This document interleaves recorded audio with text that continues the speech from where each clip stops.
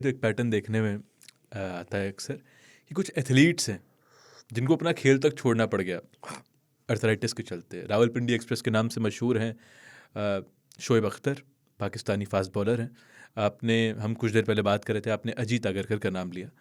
तो जो एथलीट्स हैं उनके अंदर, क्योंकि हम अक्सर ये बात कहते हैं कि अगर आपकी एक्सरसाइज प्रॉपर है तो आपको कोई दिक्कत नहीं होगी बॉडी में, ये एक बहुत जनरलाइज स्टेटमेंट है। तो इन लोग की तो इतनी एक्सरसाइज है, ये तो एक्सरसाइज पे ही इनका प्रोफेशन है। तो ऐसे लोगों को कैसे हो सकता है, मतलब अर्थराइटिस क्यों होता है? तो मानव एक बड़ा स्थिति होता है, इसको हम लोग कहते हैं जॉइंट हाइपर मोबिलिटी सिंड्रोम। यानी आपका जोड़ लचीला है आम आदमी से ज़्यादा, और ये 5% आबादी को है। उनमें लचीलापन मोर ट्रॉमा एंड पुअर हीलिंग कराता है, यानी ज़रूरत से ज़्यादा ट्रॉमा कराएगा, क्योंकि आपकी एंगल जितनी जानी चाहिए बॉडी की उससे ज़्यादा वो मूव कर रही है। हाई इम्पैक्ट स्पोर्ट है बॉलिंग, फास्ट बॉलर को ज़्यादा चोट लगती है तो हाई इम्पैक्ट है। अगर वो हाई इम्पैक्ट है, अचानक ब्रेक लग रहा है तो वेयर एंड टेयर ज़्यादा होगा, और हीलिंग आपकी कम है क्योंकि जॉइंट हाइपरमोबाइल है। आपका क्रिकेट का बल्ला बहुत भारी था, आप पुल शॉट खूब खेलते थे तेंदुलकर की तरह, आपको टेनिस एल्बो हुआ, आपको बैट का वेट कम करना पड़ा। आप एथलीट हैं, बार बार आपको चोट लग रही है तो आपको हीलिंग करने में टाइम लग रहा है। Mohammed Shami, Bumrah, that means healing is poorer, और with age healing even becomes poorer.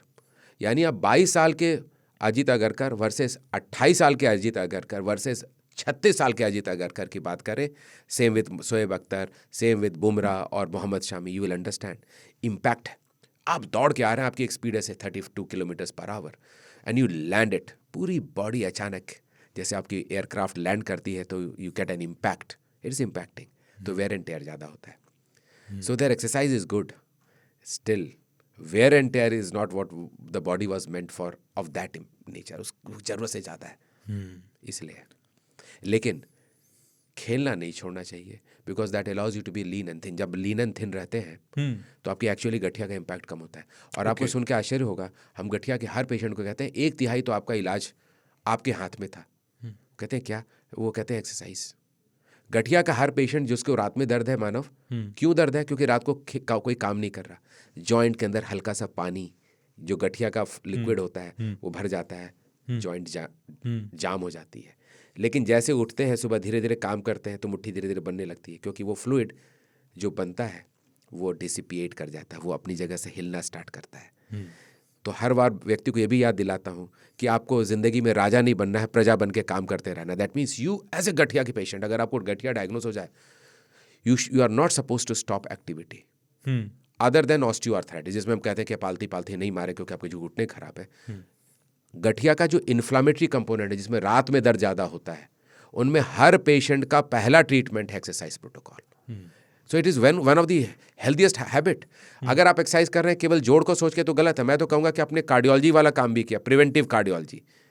You are going to live more, you are going to do better than others. तो it is good for you, not only for your arthritis, for other system as well. तो आपको healthy रहना है, हमेशा आप उसको हर बार याद दिलाना पड़ता है कि आपको और करना है। इसके अलावा कुछ नाम और भी हैं जो अर्थराइटिस की लिस्ट में, जो सेलिब्रिटीज़ हैं जिनको अर्थराइटिस की प्रॉब्लम सुनने में आती है। सलमान खान हुए, ऋतिक रोशन हुए, अभिषेक बच्चन आप बता रहे थे कुछ वक्त पहले, समंथा हुई, श्रुति हासन हुई। ये लोग सब बड़े यंग लोग हैं, कुछ यंग भी हैं, कुछ पुराने भी हैं, और लगातार फिट रहने के लिए मेहनत करते हैं। इनके अंदर भी सेम कारण है? सेम कारण, मैंने कहा ना, मायोसाइटिस। समंथा रुत प्रभु मायोसाइटिस हैदराबाद में। तो अब ये जान के आश्चर्य नहीं होना चाहिए कि उनके डॉक्टर हिंदुस्तानी हैं।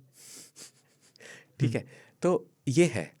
और जिस दवाओं से ठीक किया गया तो हमारे देश में बनती है, ये भी आपको जान के आश्चर्य नहीं होना चाहिए कि ये सारी कुछ दवाइयाँ जो कुछ ये विशेष रोग हैं जैसे मायोसाइटिस, समंथा रुत का, बहुत ही कॉस्टली है विदेशों में, और हमारे देश में बहुत चीप है।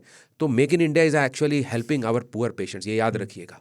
हमारे आम आदमी के लिए हमारी जो देश की दवाइयाँ हैं, सरकार की तरफ से सारा हेल्प नहीं आता। 85% of your treatment is through private sector.